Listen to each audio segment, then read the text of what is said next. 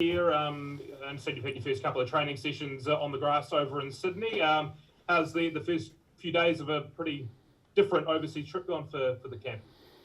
Yeah, firstly, it feels great to be able to travel. It's a novelty at the moment, so we're really enjoying our first few days here in Sydney, and it's great to get back into the footy after a week at home, and yeah, we're excited to be here. How valuable was that week after two tests, your first two tests of the year, and then a run to come after this? How valuable was it physically and mentally to get away from rugby for a while? Oh, look, it's always good after a couple of intense weeks to go home, recharge, spend time with family, and yeah, get ready for what is going to be a big 5 weeks over here.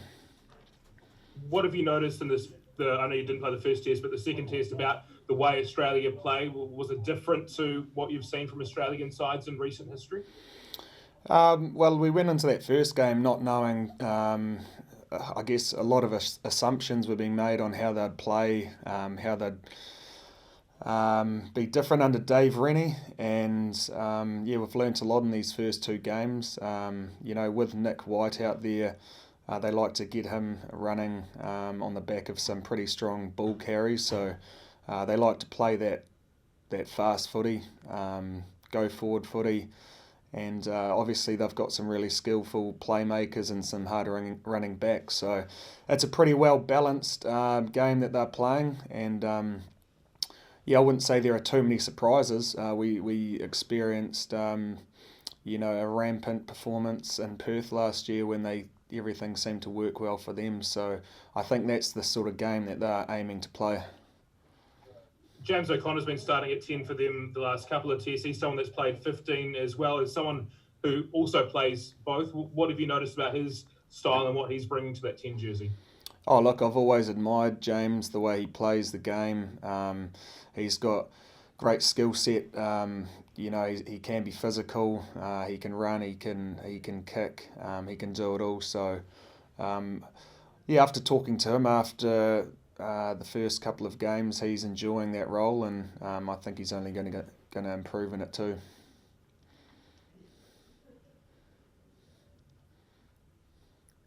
G'day Beauden, Mark here. Hey, in many ways this is nothing different for you, just going away and playing some rugby, but in one important way it is totally different. This is the first time you've ever had to come away and leave a baby behind, baby Billy. just how is that different for you, and what adjustments, if any, are you having to make, especially mentally, just in how your mindset is for the coming weeks? Can you just talk to that? Yeah, it is the first time leaving Billy at home, but I know she's in great hands with Han doing a fantastic job and the support of her family around her. So I guess it just makes me a lot more driven to make it worthwhile, and being over here with the team, it's my reason to, or my purpose and my why to train hard and do everything for them. So yeah, it is hard, but it's a sacrifice that we have all had to make. And just off Eden Park, getting back to rugby, Beauden, I thought, many of us watching thought it was one of your better tests. The way you were able to impact the game and have an influence, what do you take from that into, I guess, the Australian League of what's coming up in terms of, the way you're able to play in Auckland, and perhaps things like that moving forward you're able to do? Oh, look, I was just happy to be back playing, wearing the black jersey, and feeling a lot better than in previous weeks with my little niggle that I've been working hard to get on top of. So, yeah, look, I was really clearly excited to be out there at Eden Park playing afternoon footy, a great day to run with the ball in hand and play the game that I love to play. So, yeah, what it means for footy over here, look, I just have to take it one day at a time to keep growing as a player, keep getting better, and not get too far ahead of myself, because, it is an exciting challenge we've got coming up. At the moment, the conditions over here aren't too great, so we could be faced with some wet weather footy, but yeah, we're just preparing well at the moment. Andrew Gordy here from News Hub. There's been a lot said across the Tasman about the impact of Dave Rennie on this Wallabies side. As you mentioned before, though, the Wallabies were very impressive in Perth last year. Just from your point of view, are the Wallabies better or worse? Have they improved, or are they just different? Look, that's a tough question. At times I've seen them put us under immense pressure, and in particular that first game in Wellington where we had a draw, but there were a lot of times in the second game at Eden Park where a couple of balls didn't stick, and we were on the back foot, and they were one pass away from putting us under pressure, and even that maul try disallowed. I think they're improving, and they're a strong side under Dave Rennie. We've got a lot of respect for them and what he's doing with them. So, we can't focus too much on them either. We've got to, look after our own backyard and keep growing as this team, as All Blacks in 2020.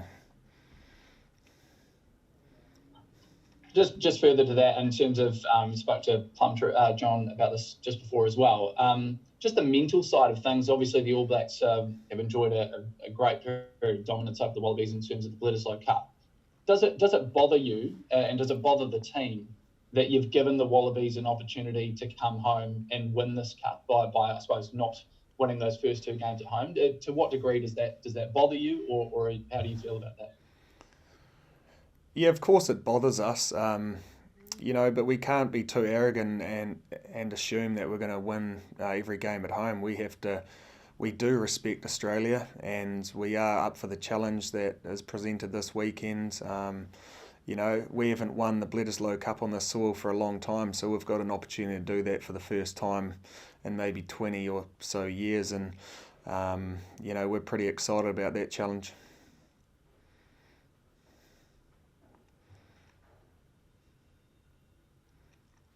Good afternoon, it's Dustin Chadwick here. I just wanted to ask you, you touched on the Perth test from last year. Do you look into that match at all, or is it just so different in terms of the players and coaching setup now? Look, it's important to remember how you felt in the change room or in the game during those moments, and use that as fuel, and just little reminders on when things don't go well, why did that happen, and a reality check as to maybe we didn't prepare as well as we should have. So essentially we don't want it to happen again. But each test is different. We have to prepare for this test in Sydney this weekend. And it's good to be aware of. I think that one just really showed their strengths when everything goes to plan, and when we don't front physically and emotionally.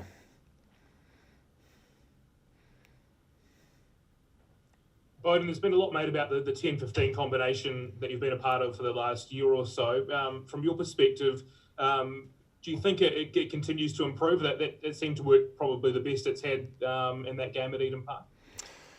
Oh, absolutely. I've only played one game this year, and I enjoyed that at fullback.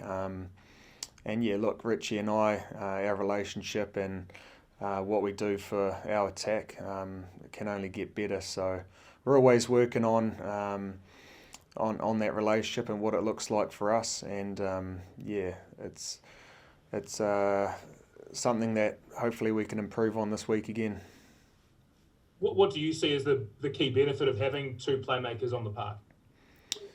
I guess being able to attack across the entire field, always have run, pass, kick options on both sides of the ruck rather than being one-dimensional.